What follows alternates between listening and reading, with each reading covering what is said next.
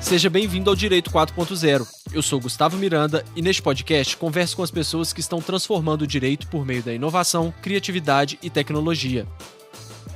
Que o compliance tornou-se hoje uma exigência de mercado para as empresas, todo mundo já sabe.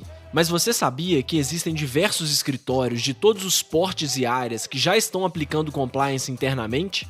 Seja para cumprir exigências de clientes, para evoluir as suas práticas e condutas ou apenas para se destacar no mercado, certamente o compliance será essencial para os escritórios de advocacia nos próximos anos. Neste episódio, eu conversei com o Gustavo Biagioli sobre como ele ajudou a consolidar o compliance no Brasil, sobre sua carreira, como está o mercado de compliance em escritórios de advocacia, como aplicá-lo e muito mais.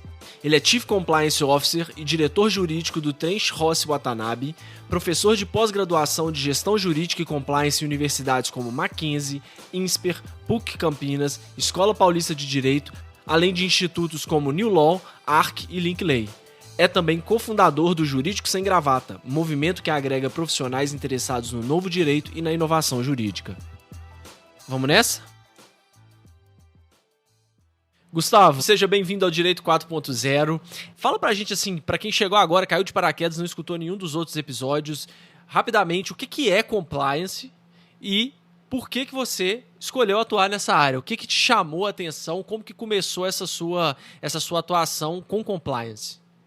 Bom, vamos lá. Boa tarde, Gustavo. Em primeiro lugar, eu queria agradecer pela oportunidade de participar do podcast do Direito 4.0. Acho que é uma missão aí muito importante essa que vocês, que são divulgadores, enfim, das ideias e que compartilham, né, esse conhecimento, enfim, é muito positivo, muito gratificante poder participar de iniciativas como essa. Então, parabéns e obrigado mais uma vez pelo convite. Obrigado, eu que agradeço. Bom, eu começo dizendo, né, que o compliance, enfim, talvez aí aqui no Brasil seja uma geração pioneira, né, no compliance, mas não porque vislumbrou uma oportunidade, né, como é de fato, né, uma grande oportunidade, enfim, de carreira e tudo mais, mas sim porque, por força das circunstâncias, né, fomos encaminhados, digamos assim, né, escolhido. Então, assim, o compliance é quem me escolheu.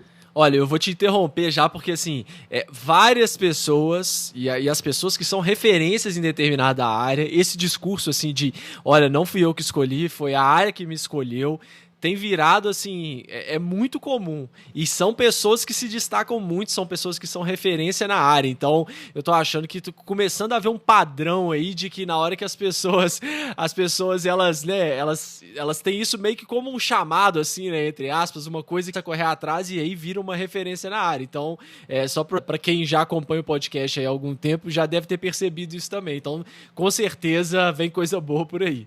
Eu lamento não ter sido original, né, nesse sentido, mas eu posso garantir para você que estou sendo bastante honesto, né? Não é questão de ser original, não. É questão de as pessoas boas estão traçando mais ou menos o mesmo padrão, sabe? De desenvolvimento mesmo, né? Legal demais isso. Já tive situações, assim, de conversar com o pessoal que trabalha com gestão de talentos, e o pessoal fala, poxa, mas você está há tantos anos no mercado de compliance, mas você não tem muitos cursos de compliance, você não fez muitos cursos de compliance, né? E eu costumo brincar dizendo, não, eu estruturei muitos cursos de compliance, né? Porque justamente eu era chamado, né, desde o início de todos os grandes projetos aí de compliance que acabaram virando os cursos e tudo mais, eu era chamado para ajudar a estruturar, para ajudar a compor, enfim, tive o privilégio de ter sido e ser até hoje professor em vários deles. Então, né, de novo, né, é uma geração no Brasil, né? E o compliance, né, já respondendo a sua pergunta, é uma área. Por que ele é tão atraente? Porque ele é tão instigante? Eu acho que, sobretudo, porque é uma área que ela é muito democrática, né? Você tem no compliance a possibilidade de você entrar na área, atuar na área, tendo qualquer tipo de background de conhecimento, né? Ou seja, não é uma reserva de mercado jurídico, não é nem de ninguém, né? Na verdade, é uma grande democracia de conhecimento, já que é o tipo da área que permeia toda uma organização realmente com com a lei, né, enfim, com a regulação. Então, você tem aí, e além disso, os aspectos, né, questões sociais. Então, hoje se fala muito, Gustavo, em ESG, por exemplo, né, que é o ambiental, né, o social e a governança. E se a gente parar para olhar, né, o compliance, o ESG, na verdade, nasce como uma estruturação dessas três frentes de trabalho que já existiam antes nas empresas, mas não estavam bem coordenadas. E eu ouso dizer aqui, né, que o compliance ele é um cimento, digamos assim, né, uma cola que une essas frentes, né, de trabalho e permite, né, sobretudo na questão da governança, permite que a governança se alinhe com a frente social e a frente ambiental das empresas, coordenando tudo isso num grande trabalho conjunto ao qual se deu o nome de ESG. Então, estamos, né, nós permeamos aí toda a organização e essa é a grande beleza do compliance, né? Eu acho que é por isso que é uma área que cada dia mais atrai novos talentos, né, atrai pessoas que estão famintas por conhecimento, e eu costumo dizer que não existe especialista em compliance em tudo, né, no compliance. Acho que não existe, porque é uma multidisciplinariedade tão grande que essa área exige, né, que seria absurdo imaginar que um único profissional pudesse dar conta mesmo, né, de ter o conhecimento necessário e a experiência em todos os aspectos do compliance. Você tem a parte de investigações, você tem o compliance tributário, você tem o compliance criminal, enfim, são tantas as abas, né, que eu já falei aqui, as que eu complementei agora, que você pode imaginar a diversidade, né, de pessoas e áreas, né, mas pensar em conformidade não apenas na questão legislativa, mas pensar num regulatório como um todo e também nas relações sociais, né, nas relações humanas. Então, é muita coisa, né? Legal demais. Esse conceito que você deu, acho que ficou muito claro para quem ainda não, né? Porque a gente sempre ouve falar compliance, né? Que vem do inglês, né? To comply, né? É uma coisa muito complexa, porque, como você disse também, permeia toda a organização, mas é estar em conformidade com todos esses pontos que você ressaltou. Muito legal. E aí, como que foi, então, que o compliance te escolheu? O compliance me escolheu, né? Eu era diretor, bom, eu tive uma carreira, né? Enfim, sou formado em direito, né? E tive depois de uma experiência aí primeira no escritório de advocacia, eu logo migrei porque, enfim, me encontrei na advocacia corporativa, né? Então queria realmente fazer parte de um departamento jurídico.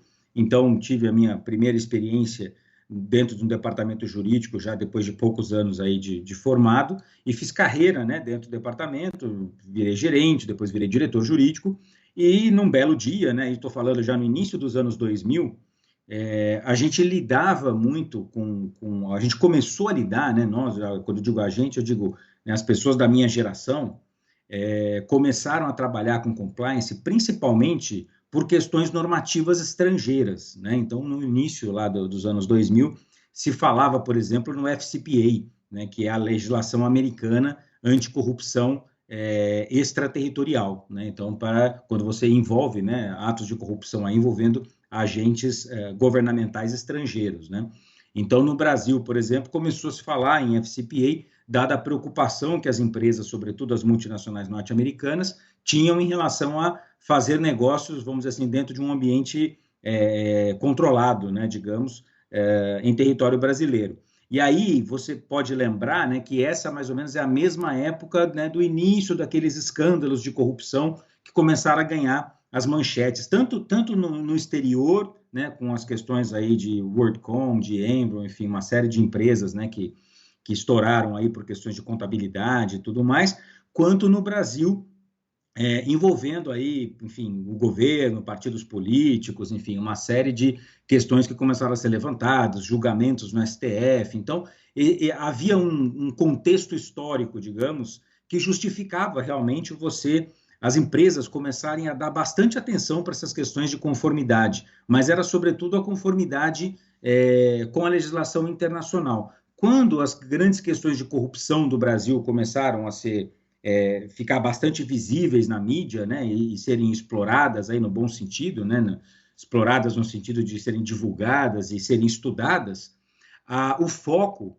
ele migra um pouco, né, dessa preocupação inicial aí internacional e um olhar, né, que se volta para dentro do próprio país e das relações, né, comerciais, enfim, corporativas, no sentido de olhar para o nosso regulatório e olhar, inclusive, o que falta no nosso regulatório.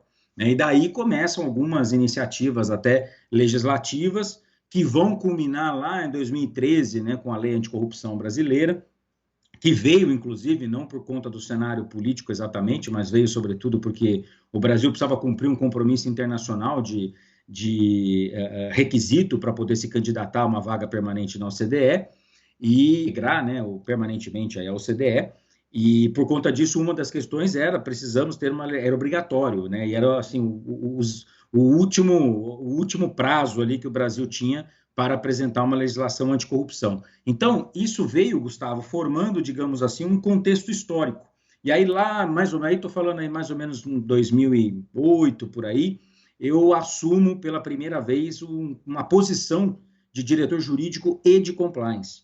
Então, o dever, né, digamos assim, a responsabilidade ou accountability, né, como a gente fala lá fora, passou a ser meu também, né, nas questões regulatórias, enfim, de práticas anticorrupção e também aquele olhar, como eu falei, para dentro das organizações nas relações, enfim, comportamentais, aí, humanas, né, de harmonia no ambiente do trabalho. Então, nesse momento, aí eu passo a estudar, como eu falei para você, era muito...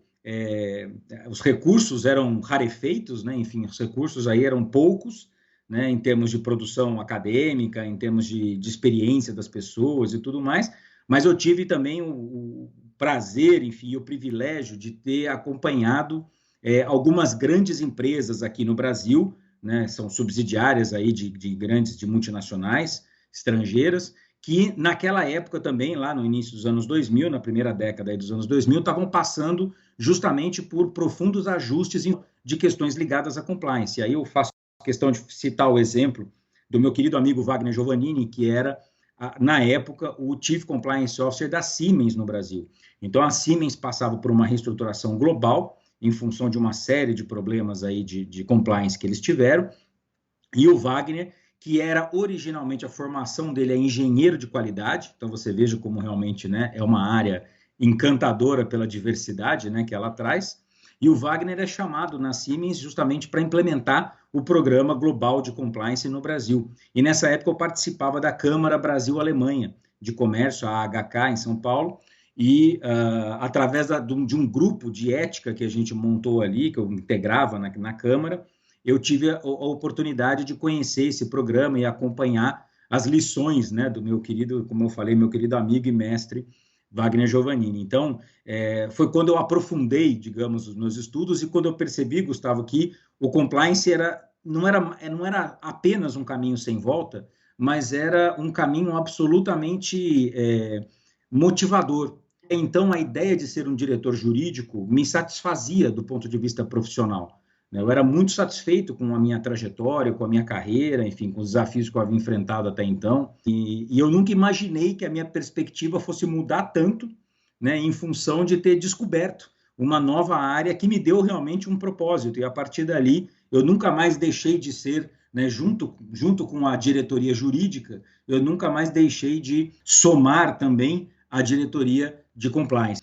E de lá para cá nunca parei, Gustavo. Cada vez mais, né? Eu acabo me envolvendo em várias iniciativas. Então, são atividades que a gente nunca mais largou, né? Pelo contrário, a gente vai só acumulando porque justamente essa transição, digamos assim, né? ou esse acréscimo na minha carreira foi muito, muito revelador do ponto de vista de uma mudança de propósito, né?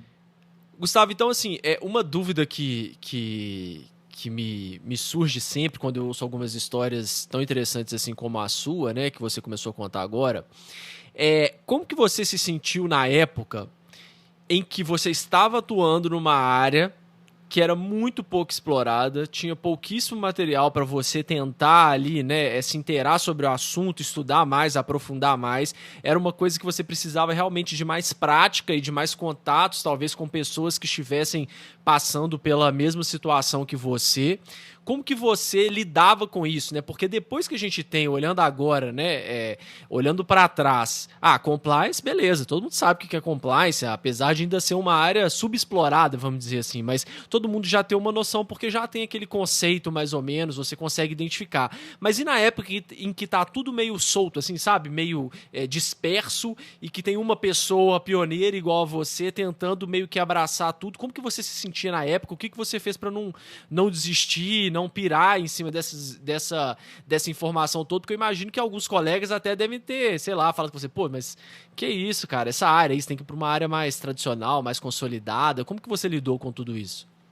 Bom, eu acho que talvez a primeira explicação seja, né, no meu caso, da minha história, né, seja o fato de que, você acabou de falar, né, você deveria ir para uma área mais tradicional, seja o fato de que eu nunca, eu nunca fui, vamos dizer assim, um advogado tradicional, né, digamos assim, por vocação. Então, para você ter uma ideia, né, eu também faço parte aí outra das frentes aí minhas, que eu acabo participando bastante, tudo, é de um movimento que eu ajudei a fundar, chamado Jurídico Sem Gravata, né, hoje é bastante conhecido. Então, na época nós fundamos, né, com a participação era um grupo mais ou menos meio a meio aí, de homens e mulheres, gestores jurídicos que estavam justamente procurando, né, uma forma de atuar no mercado brasileiro dentro de uma linguagem, uma mentalidade disruptiva, né? No sentido de não usar a linguagem e a simbologia e a mentalidade, principalmente, do direito tradicional dentro das empresas e abrir uma comunicação que fosse harmoniosa, né, com a comunicação corporativa. Então, o advogado saindo, né, da sua zona de conforto, do seu nicho ali, né, a gente brincava do seu castelo, né, com fosso e crocodilos e tudo. E paredes de mármore.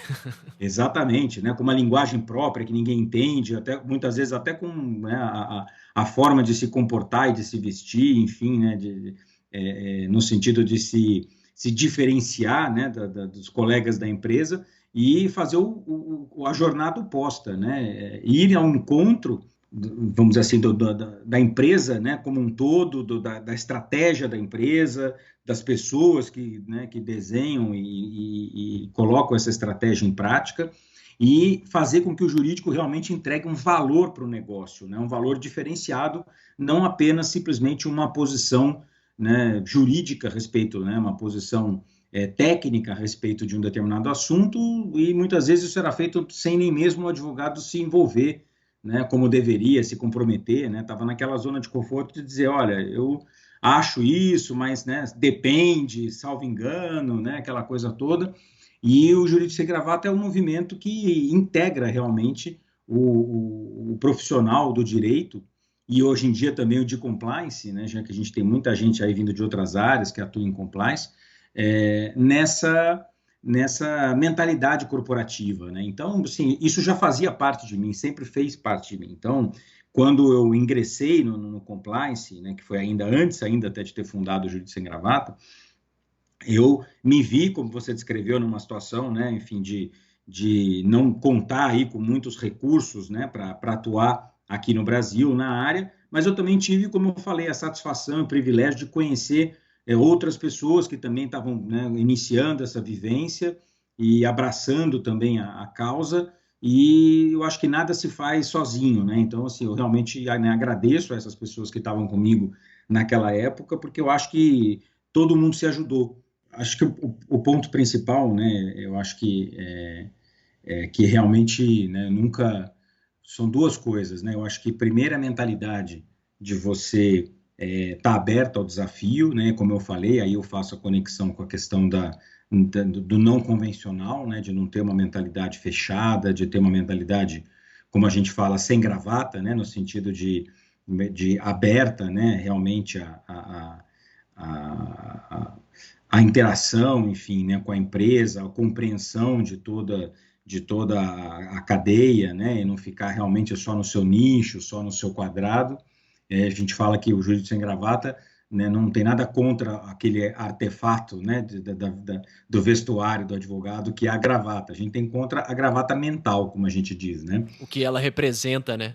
Exatamente, o que ela representa, né? Que é aquela prisão, né, digamos, do advogado no seu próprio mundo, né? Do profissional aí do direito no seu próprio mundo. Então, essa integração, ela foi muito importante para mim, esse DNA, né, de ter essa vontade de não ficar no convencional e de aprender. Eu acho que foi, né, o primeiro dos elementos mais importantes, e o segundo, não menos importante, foi a integração com as pessoas, né? Como eu falava, eu conheci muita gente que vivia uma situação parecida, né? Enfim, também iniciando os seus passos aí nessa jornada, né, na direção do compliance, e eu acho que ninguém faz nada sozinho, né? Então, eu fui muito ajudado e ajudei, enfim, todo mundo se ajudou, né, naquela época. Por isso que eu também sempre valorizei muito, Gustavo, o networking, né? Eu falo isso para todas as pessoas que eu, porventura, aí ajudo, enfim, às vezes que me pedem conselhos e tudo mais, eu falo, valorize o networking, né? Porque é muito importante você estar e se manter sempre conectado ao mundo e às pessoas. Então, porque realmente as pessoas têm muito o que compartilhar, né? E esperam é, que essa via seja sempre de mão dupla, né? Então, a gente tem que ser generoso na hora de compartilhar, assim como a gente deve procurar as pessoas também quando a gente precisa, né, de informação, quando a gente precisa de orientação. Então, foi isso que aconteceu comigo, né? Eu acho que deu muito certo, né? A gente começou, né? Eu comecei a trabalhar lá atrás e, como eu te contei, estruturando até, né, os primeiros cursos aí de compliance, alguns deles, pelo menos, e até hoje sou professor na área, enfim, cada vez mais me debruçando no assunto, mas esse pioneirismo, como eu falei, ele tem os seus aspectos positivos e negativos, né? E ele aconteceu mais uma vez, né, na minha vida, mais recentemente, quando eu iniciei também, né, estou desbravando um mercado que ainda é absolutamente novo, que é o do compliance nos escritórios de advocacia. Uhum. Então, assim, essa figura, né, do compliance officer dentro de um escritório de advocacia de forma independente, né? Eu não sou sócio do escritório que eu atuo hoje, que é o Trent Ross Watanabe.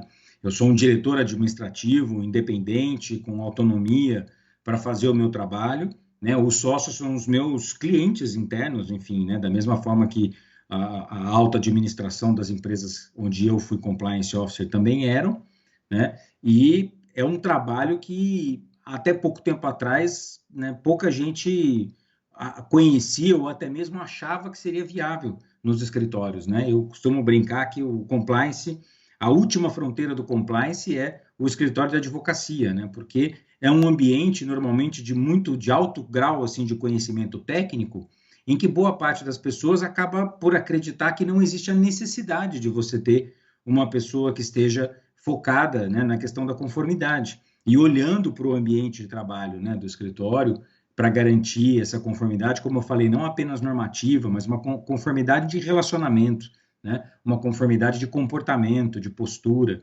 Então, é um trabalho que está começando, Gustavo. São pouquíssimos profissionais que, como eu, atuam no país de forma independente dentro de um escritório de advocacia, né? Isso está começando agora. Então, mais uma vez, né, quando eu migrei, isso aconteceu em 2018, quando eu fui para o meu primeiro escritório, já estou no segundo, né, quando eu fui para o meu primeiro escritório, no início de 2019, final de 2018, aí para virada de 2019, muita gente me falava, né? Você tem certeza que você quer trilhar esse caminho, né? Pensa bem, né? Você vai falar de compliance para advogados de escritório, né? Enfim, é um pessoal que tem conhecimento técnico, enfim, tem profundidade no assunto. Não que outras áreas não tenham, mas, enfim, você sabe que o advogado tem um pouco daquela coisa, digamos assim, até um pouco daquela vaidade no bom sentido, né? Digamos, de valorizar o seu conhecimento, de ser argumentativo, né? De querer fazer com que a sua opinião prevaleça, né? Digamos assim. É uma característica, né, em geral, do profissional do direito, né, sobretudo do profissional da advocacia. E eu que vinha, né, do departamento jurídico, como diretor jurídico por tantos anos, eu, digamos, estava até um pouco desacostumado a esse ambiente, né? Meu relacionamento com os escritórios de advocacia até então era um relacionamento de cliente, né, e prestadores de serviço, e conselheiros, né, aconselhadores, enfim, eram pessoas que me auxiliavam ali no meu dia a dia, nas minhas tarefas como diretor jurídico, né? E, de repente, eu estou dentro de uma estrutura de um escritório, ensinando, né, entre aspas, ali, as pessoas a como elas devem, né, fazer valer, digamos assim, os princípios, os valores que o escritório, a organização, abraçou, né, no sentido de a sua organização interna, o seu comportamento, a sua conformidade normativa. Para você ter uma ideia, Gustavo, quando eu comecei esse trabalho, né, como eu falei aí, que é recente, fazia muitos anos, eu não me lembro, talvez na época de faculdade até, tinha sido a última vez em que eu tinha me debruçado sobre a legislação que regula a profissão do advogado. Né? Nós temos uma legislação específica, né, que é a lei de 94, que é chamada o Estatuto. Exatamente. E uma outra, né, que é um provimento, uma mais recente, a última de 2015, que é o Código de Ética da Ordem dos Advogados do Brasil. Então, assim, isso eram documentos que eu tinha um conhecimento quase que nulo a respeito deles. E aí eu tive que aprender um novo compliance, né? O compliance para advogados. Então, muitos advogados hoje no Brasil prestam serviços e o fazem de maneira absolutamente competente, né? E agregando imenso valor, prestam serviços de compliance aos seus clientes. Entendem tudo de como se implementa um programa de compliance, inclusive segmentado, né, por mercado, enfim, por atuação do seu cliente e tudo mais, mas são muito poucos aqueles que têm um olhar para dentro da sua própria organização. E isso se deve, sobretudo, pelo fato de que não é o foco deles, né? E não deve ser mesmo, esse é o grande problema, né? Então, o sócio do escritório, claro, ele tem a prioridade de atender o seu cliente, né? Ele tem metas a cumprir, ele tem as suas tarefas, né, a desenvolver, a satisfação do cliente a priorizar acima de tudo. Então, como é que a figura, né, eu costumo dizer que não é um conflito de interesse, é um conflito de agenda.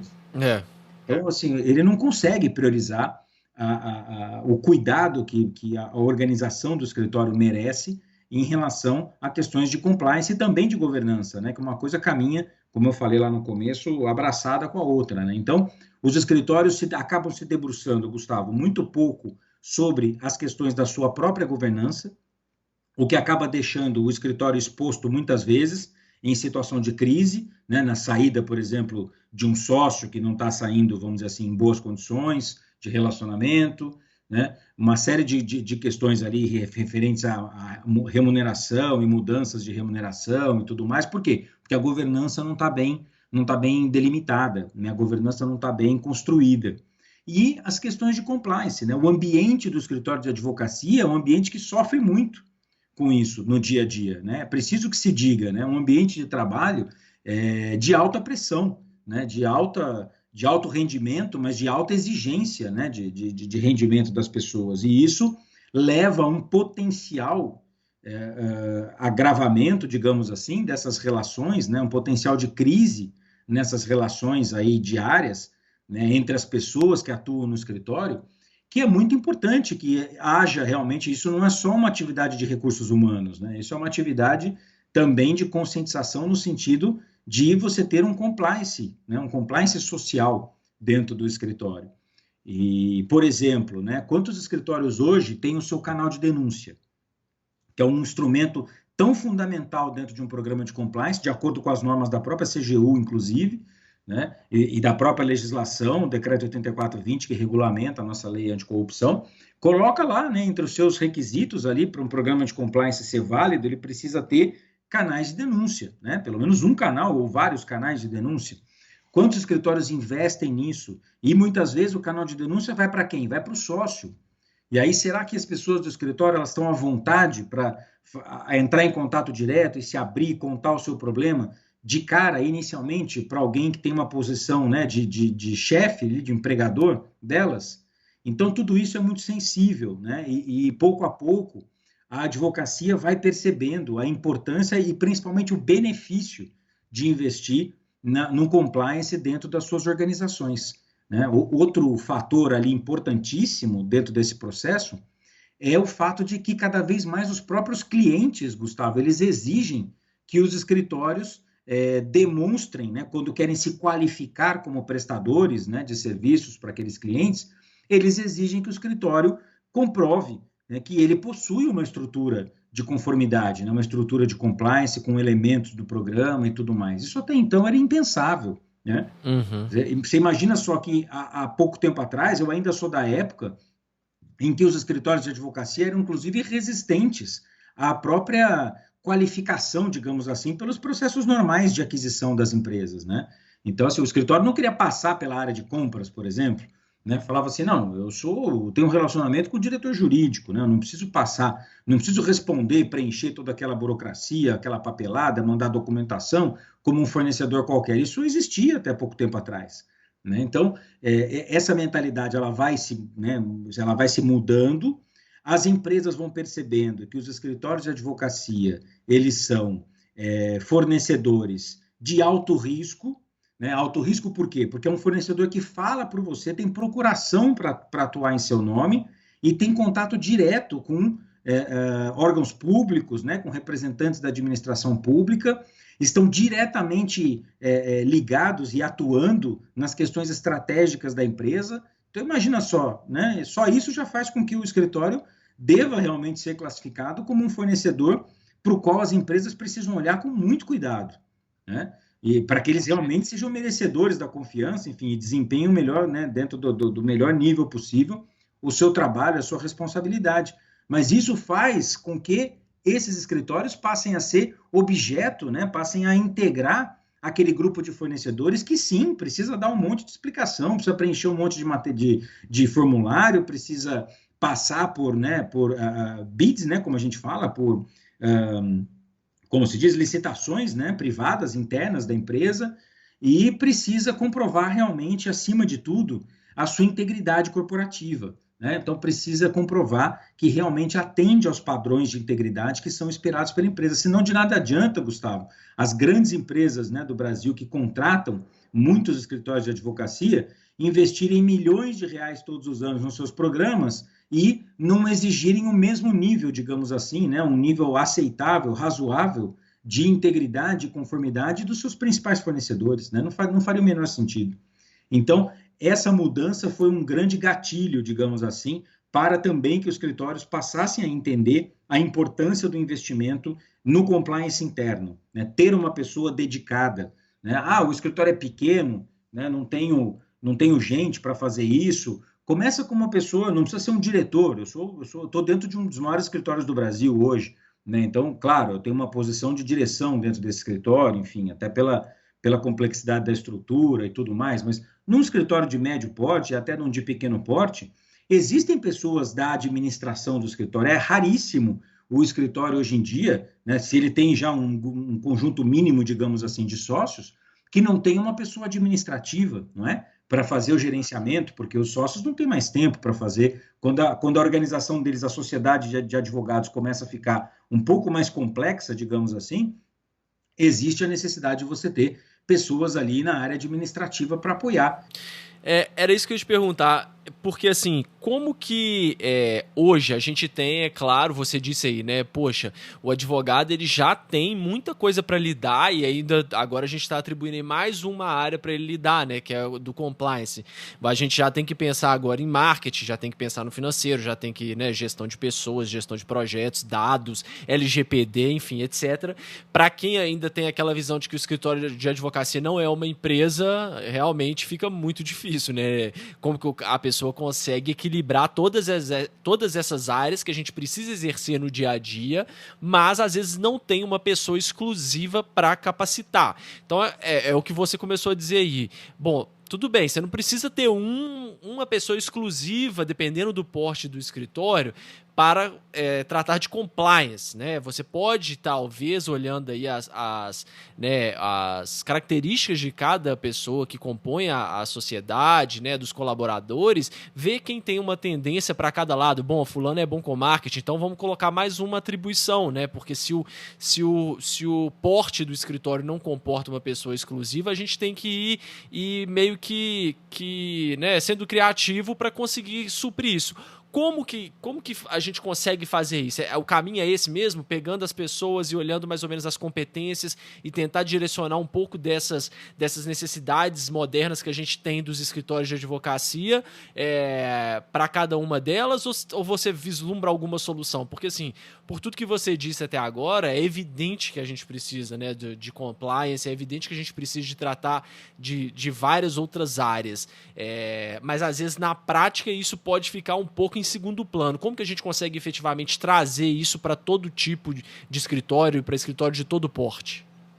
Eu acho que a dica prática, digamos assim, que eu posso deixar aqui, né, para os nossos ouvintes, é pensar no compliance não como uma área isolada dentro do escritório, mas pensar como uma função que pode ser distribuída a várias pessoas.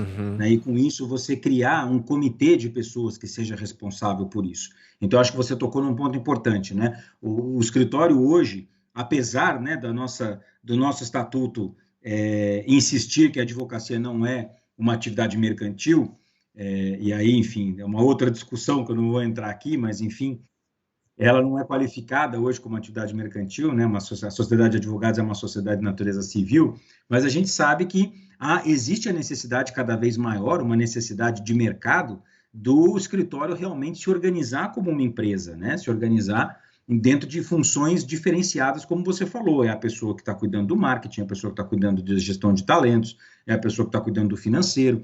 Então, a função de compliance, ela pode ser distribuída entre essas pessoas. Olha, eu não tenho condições de pegar uma pessoa para centralizar isso hoje, eu posso distribuir. Então, por que não colocar as funções do compliance na contabilidade, por exemplo, junto com a pessoa do financeiro?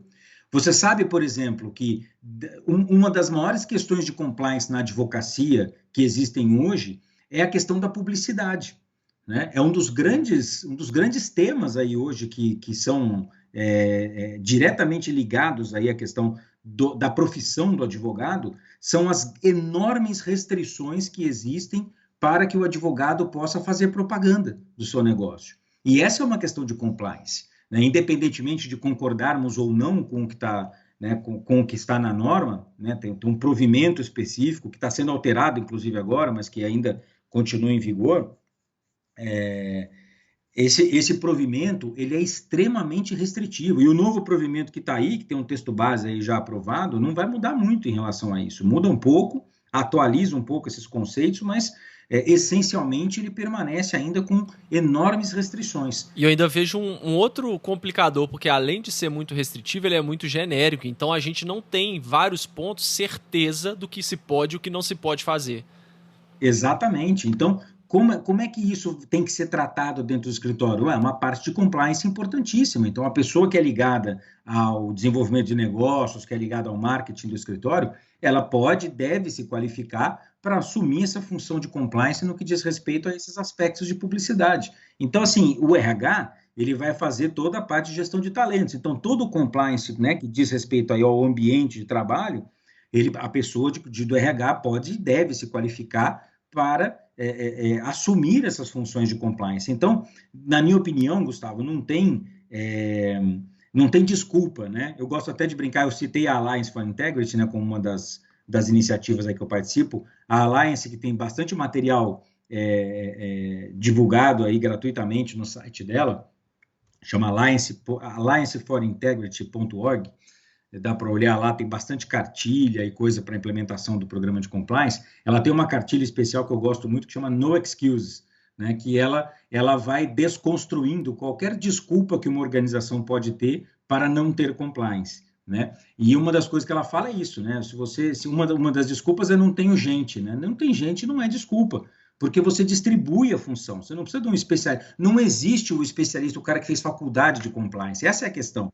Né? Você vai contratar um financeiro, né? É arriscado você contratar um médico, um advogado para seu filho, pode até dar certo, mas você acaba procurando alguém que tenha uma formação, uma base sólida nessa área. A base sólida do compliance, ela pode vir de qualquer tipo de background.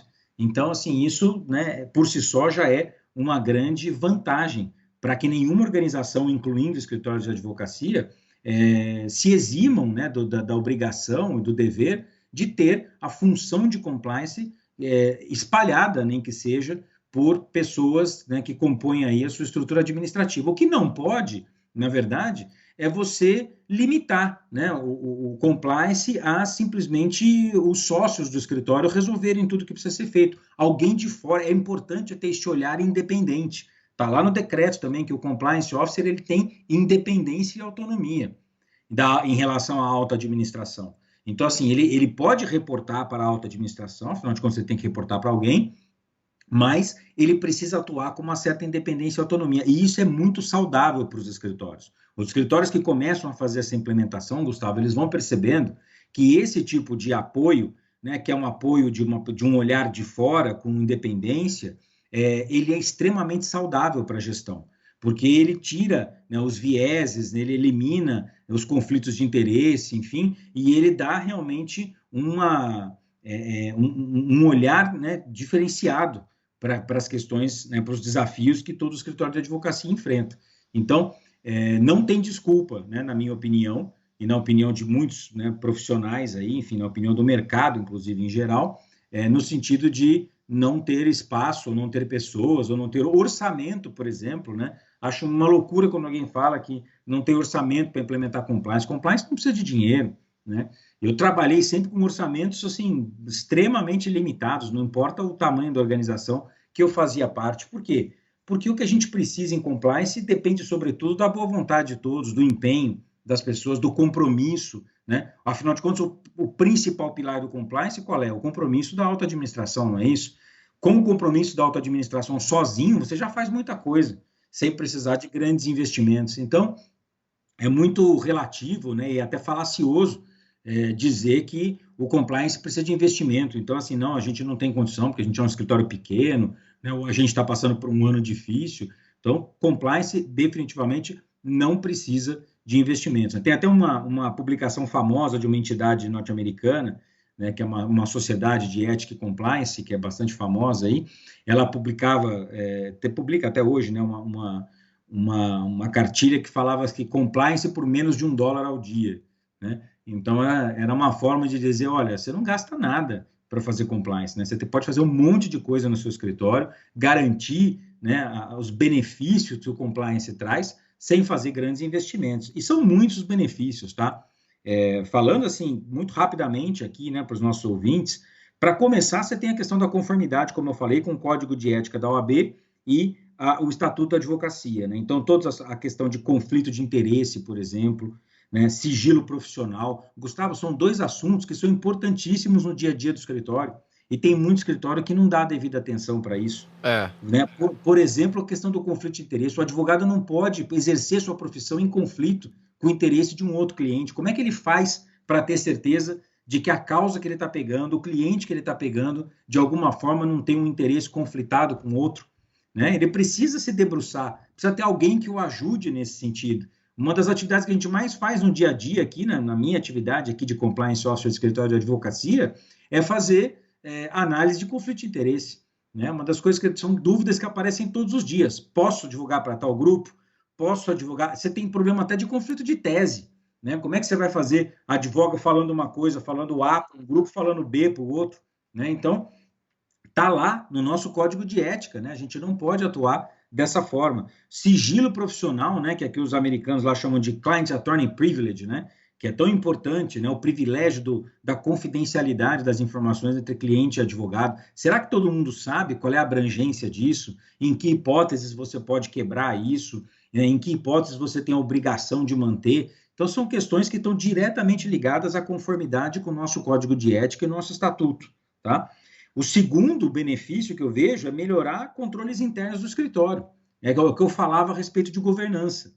Eu vejo muitas organizações, grandes bancas de advocacia, inclusive, em casos que ficam até emblemáticos, aí, famosos, né, de dar problema na hora de saída de sócio, de apuração de haveres e tudo mais. Por quê? Porque não tem governança, né? Ou pelo menos a governança não cuidou de tratar de todos os temas que poderiam, né, acontecer, porque na época que foi feito estava todo mundo bem, todo mundo era amigo, todo mundo com o mesmo...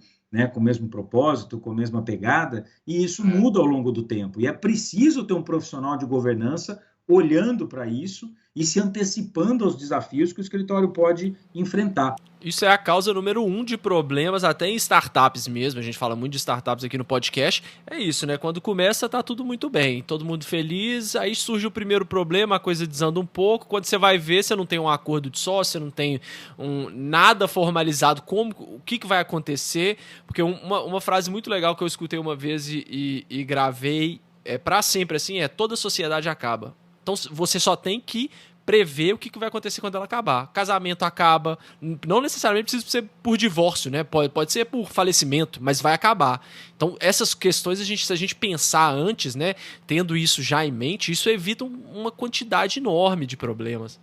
É o segredo da felicidade, Gustavo. É você, né, seja na sociedade ou até no casamento, né, é você ter as regras claras, né, as regras claras do que vai acontecer em cada hipótese. Então, e é difícil a gente fazer esse tipo de estratégia. Por isso que o profissional de compliance, ele é, antes de tudo, alguém que se especializa em risco, em gestão de risco, né, porque ele vai justamente analisar essas hipóteses, ele vai calcular o impacto e a probabilidade de ocorrência de cada um desses cenários, de todos os riscos, né, aos quais um escritório de advocacia, por exemplo, está exposto, e vai construir esse mapa de planos de ação ali para mitigar esses riscos em cima dessa análise. E é uma análise que tem que ser feita o tempo todo, né? Não é uma análise que você faz uma vez só na vida. É uma análise que muda conforme a mudança de cenário. E a gente tem muita mudança de cenário, né? Esse é uma outra dúvida que eu tenho. Muitas pessoas enxergam compliance como um projeto, né? O projeto de compliance como se fosse uma coisa que eu pegasse da prateleira, colocasse e daí para frente ele vai funcionar sozinho. Mas eu não sei qual que é a sua percepção, mas pelo menos a minha percepção é de que não existe um projeto, né, que você com prazo delimitado e depois que você faz aquilo acabou. É uma coisa constante, né? Tá certíssimo. Compliance é processo, né? A gente fala, não é projeto, né? Ótimo. Projeto tem começo, meio e fim, né? Processo, você tem melhoria contínua, mas ele não acaba, né? Então, você tem sempre que revisitar, você tem sempre que planejar, né? Você tem sempre que planejar, executar, avaliar e agir, né? Então, dentro daquele ciclo realmente de processo de melhoria contínua, né? E não tem fim, né? Então, muita gente fala assim, o processo de implementação do programa, né? Acabou a implementação do programa, pronto, né? Larga tudo, porque, né, já acabamos. É que nem a LGPD, que o povo está falando bastante hoje em dia, né? O pessoal fala assim, não, vamos fazer um projeto de implementação da LGPD, né? Tem começo, meio e fim. E aí, depois? O que vem? Depois vem todas as rotinas de segurança da informação e proteção de dados, né? Que se a empresa não tiver, não vai ter adiantado de nada, né? Ter feito a adequação inicial à legislação. Não, e fora que pensando em projeto de LGPD agora com 1 ano de lei, né? Então, assim, a gente já tem uma visão distorcida já desde o princípio, né? Que as pessoas começaram a procurar sobre LGPD agora. Mas, enfim, isso aí também é é um caso à parte. Mas a minha dúvida é como que funciona agora pensando pelo lado do profissional que, assim como você, está atuando nessa área, como que um profissional de compliance atua levando em consideração que não é um projeto, né, um processo, como você disse, como é que funciona essa atuação de sua e desses profissionais junto aos escritórios? É uma coisa temporária, igual você falou, eu comecei no escritório, já estou no meu segundo, ou não? É uma coisa que pode ser contínua? Como é que funciona isso na prática? Olha, isso realmente precisa ser contínuo, né? Então, essa é uma... Eu estava lendo, hoje mesmo, estava lendo um dado de que 37% apenas das empresas brasileiras, no último levantamento que foi feito aí, estão adequadas à LGPD, né? E nós já estamos aí com mais de 1 ano de vigência da empresa, né? 2 anos de promulgação da lei e 1 ano, pelo menos, de vigência da lei. Então, você veja que, né, como sempre, né, estamos aí muito atrasados em relação a essa parte, mas essa mentalidade, né, de que é uma implementação de um projeto com começo, meio e fim, na minha opinião, é uma das coisas que mais atrapalha, porque realmente as pessoas acreditam que, uma vez, né, feita a adequação, e a adequação em si não é um bicho de 7 cabeças. O que é o bicho de 7 cabeças, realmente, né, que exige, né, que demanda aí uma dedicação, é justamente o que vem a partir dali, né? É justamente depois com a tua matriz ali de proteção de dados estruturada, é você tocar aquilo no dia a dia, né? Então, olha, Gustavo, né? A gente falou aqui de aspectos do compliance, né? Que permeiam em toda a empresa e tal. Tá aí uma outra área, né? Uma área de segurança da informação, por exemplo, que tem tudo a ver com compliance, né? É o chamado compliance digital, que a gente fala muito hoje em dia. tenho o privilégio também de ser professor nessa área de compliance digital, em alguns cursos, principalmente no Mackenzie, mas em outros cursos também, e na PUC Campinas, enfim, tem vários cursos. Aí tem uma demanda grande hoje por compliance digital, então a gente tem montado aí, enfim, estruturado muitas frentes aí de compartilhar conhecimento, né? Porque as pessoas querem saber qual vai ser o papel, né, do encarregado. O compliance officer, ele pode ser encarregado, por exemplo? Ele pode ser encarregado, né? O cuidado que ele tem que tomar é que ele tem que dar devida atenção para aquilo. Ele não pode acumular uma função de encarregado e largar a mão daquilo, achando que não, eu só, a empresa precisa ter, então, se alguém provocar, eu reativamente eu vou me apresentar como encarregado e vou lá, junto ao cliente, junto à NPD, resolver o problema. Não, o encarregado, ele tem tarefas diárias, ele tem que ter estrutura dentro da empresa, e no escritório de advocacia não é diferente. São raríssimos os escritórios de advocacia hoje que têm a LGPD implementada dentro do próprio escritório. E é um contrassenso imenso isso, porque a gente presta serviço de implementação para os clientes, mas não tem a LGPD dentro do escritório, né? Então, assim, no meu caso aqui, eu sou responsável pela implementação da LGPD no escritório, né? Sou responsável, né? Estamos estruturando uma área, inclusive, de segurança da informação, né? Para ser, enfim, uma área com mais responsabilidades, enfim, para cuidar realmente de todas essas rotinas, né, de proteção de dados que precisam ser cuidadas e da segurança da informação como um todo, porque a proteção de dados ela é só um aspecto da segurança da informação. Segurança da informação é um escopo muito maior e que é um escopo, Gustavo, que está totalmente vinculado aí, ligado à área de compliance, porque é o que a gente chama de segunda linha, né? Não é uma primeira linha, por exemplo, que são áreas que estão ali na linha de frente, no dia a dia, as práticas jurídicas, a área de TI, o RH, né? São áreas que a gente chama de primeira linha. Áreas de segunda linha são essas áreas de compliance, segurança da informação, são áreas que dão suporte, que estão ali num papel de supervisionar, né, de garantir a conformidade, dando suporte para essas áreas de primeira linha. Então, assim, é um grau de conscientização ainda muito baixo, de maneira geral, que a gente vê, né, que eu percebo, no mercado como um todo, mas principalmente também nos escritórios de advocacia, e acho que tem uma tendência enorme de crescimento, né? Tá aí outra área que eu vejo cada vez mais as pessoas procurarem, porque querem se qualificar, e não é só para fazer projetinho de adequação de LGPD, não. Tem que se qualificar justamente para assumir essas rotinas, essas responsabilidades que são permanentes, né? Não, maravilha, concordo assim 100% com o que você disse e acho que agora isso que você falou fica ainda muito mais claro quando você faz esse paralelo com o LGPD, né? Porque eu acho que se a gente falasse isso um pouco mais solto, assim, mais desprendido, como uma coisa mais abstrata, vamos fazer um projeto aqui, né? Como a gente estava até criticando antes, fica muito abstrato e deixa de ser prioridade, mas quando você vê que tem aplicação prática, olha, a LGPD você vai precisar de fazer isso de qualquer forma. Então, compliance não é só uma firula, só uma coisa que o mercado exige, não. É uma necessidade legal mesmo. Agora, a gente precisa ter isso muito bem estruturado e quando você já tem vários projetos como esses encaminhados, fica tudo muito mais fácil. Lá na frente, se der algum problema, você já está estruturado, né? Enfim. Ponto importantíssimo esse que você falou. Vou até te cortar aqui, só para eu não me esquecer de falar, é a questão de você estar preparado para responder. Então, assim, muita gente acha, Gustavo, que o programa de compliance, ele deveria funcionar como uma espécie de salvaguarda, uma espécie de garantia, uma blindagem de que nada de errado vai acontecer. Isso não corresponde à realidade. O programa de compliance, ele serve justamente para você saber como agir na hora de responder, né? Então, assim, claro que você vai atuar na prevenção, né?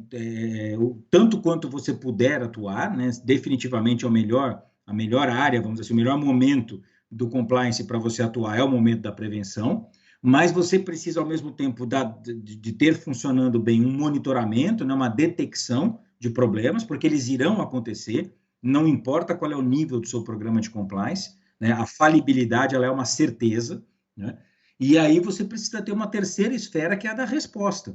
Né? Então, não achar que o programa de compliance vai, por si só, blindar a empresa ou o escritório de que alguma coisa errada vai acontecer, porque vai, né? Vai acontecer. E o mais importante de você ter o compliance é justamente saber como reagir, saber como detectar o problema quando você não consegue resolvê-lo na prevenção e saber como responder uma vez que você detectou esse problema, né? São 3 momentos diferentes aí, mas que fazem parte do dia a dia da vida do compliance, seja na empresa, seja no escritório.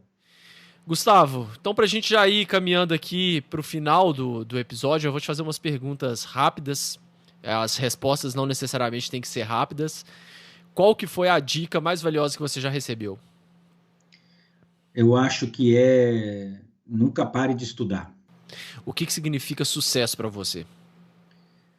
Sucesso para mim eu acho que hoje em dia, mais do que nunca, né? E acho que isso talvez mude um pouco ao longo da vida, né? Não é uma coisa que a gente impõe, assim, ou carregue conosco com o mesmo significado a vida toda, né? Eu diria que hoje, para mim, o sucesso é paz de espírito, né? E, ao mesmo tempo, é você poder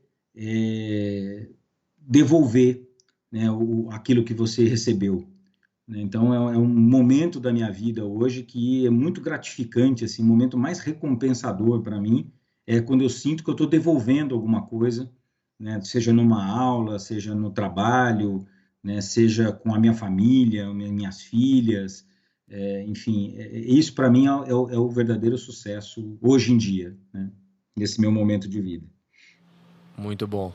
E para quem ficou interessado, né, sobre compliance, a gente já falou que não tem assim, né, não tem uma literatura vasta, mas tem alguma coisa que você recomendaria? Algum site, algum livro, algum curso?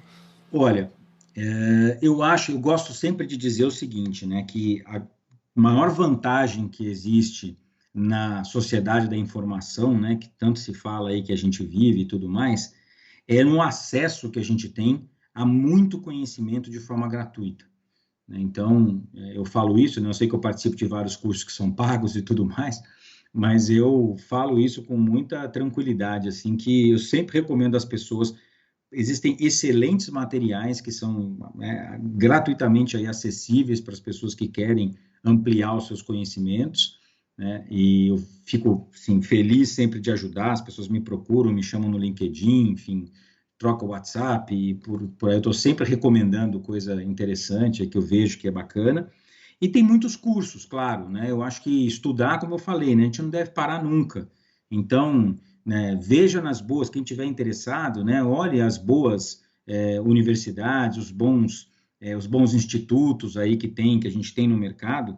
E cada curso tem uma característica, Gustavo. Então, não dá nem para dizer assim, não, esse é melhor que aquele, ou esse é melhor do que todos, né? Você tem cursos que têm uma pegada mais focada em compliance financeiro, né, de prevenção à lavagem de dinheiro, por exemplo, e financiamento do terrorismo. Você tem cursos de compliance que têm uma pegada de governança corporativa. Você tem outros que têm muito a ver com a questão do compliance comportamental, né, do ambiente de trabalho, enfim, de diversidade e inclusão, que é um ponto importantíssimo hoje em dia. E, aliás, sempre foi, mas, enfim, felizmente, hoje em dia se dá talvez mais o devido valor, né, à importância da diversidade e da inclusão. Então, assim, você tem muita oferta, né, tanto de material quanto de cursos. Então, não vou, né, fazer aqui, não vou nem fazer jabá, né, nem nada. Pode fazer o jabá.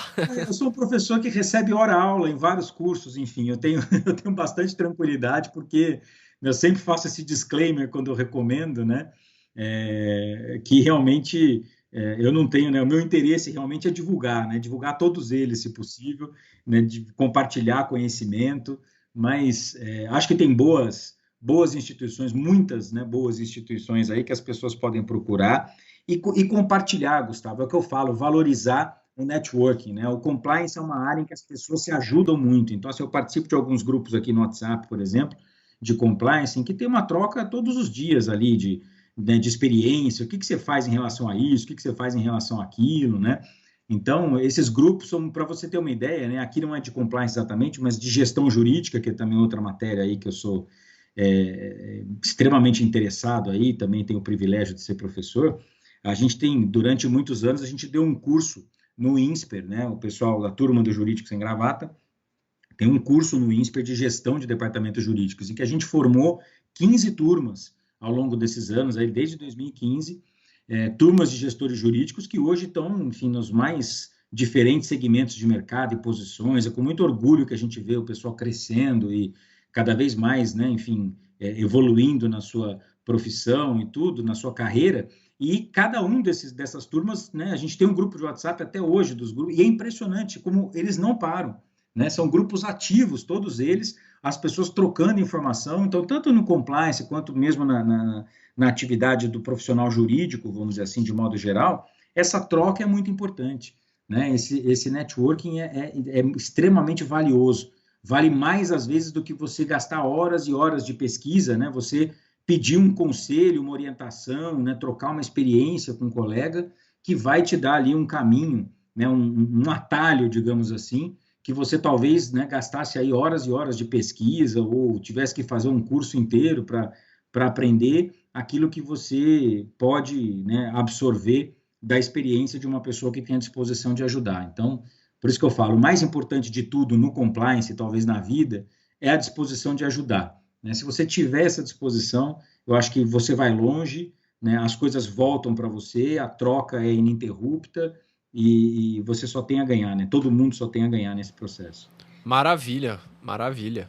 E você falou aí do LinkedIn, tem mais alguma outra rede social que você utiliza na internet para quem quiser te acompanhar ou você foca mais no LinkedIn mesmo? Eu acho que o foco principal é o LinkedIn, eu tenho Instagram também, tenho Facebook, mas enfim, acho que é onde realmente, né, consigo fazer uma interação aí mais efetiva, tirando, né, os grupos de WhatsApp, você já tem um pouco mais de proximidade com as pessoas, mas para quem quiser entrar em contato aí talvez pela primeira vez comigo, me procurar no LinkedIn ou nessas outras redes aí, mas principalmente no LinkedIn é o mais recomendável, vamos dizer assim. E eu, de verdade, vou fazer no melhor esforço possível, né? A gente sabe, todo mundo tem as suas dificuldades aí de agenda, não é diferente comigo, a gente tem muitas atividades aí em paralelo, mas ainda assim é um momento aí que eu procuro sempre não deixar ninguém sem resposta, né? Posso até demorar às vezes para responder um pouquinho, mas eu procuro nunca deixar alguém sem resposta. Legal, Gustavo. Então, mais uma vez, muito obrigado por participar do Direito 4.0. Eu que agradeço o convite, estou sempre à disposição aí para a gente bater um papo. Obrigado. Para você não perder nenhum dos nossos próximos episódios, siga o Direito 4.0 no seu player favorito. Siga o nosso Instagram, que é @Direito 4.0 Podcast. E também estamos no LinkedIn. É só procurar Direito 4.0 Podcast. Até o próximo episódio, pessoal.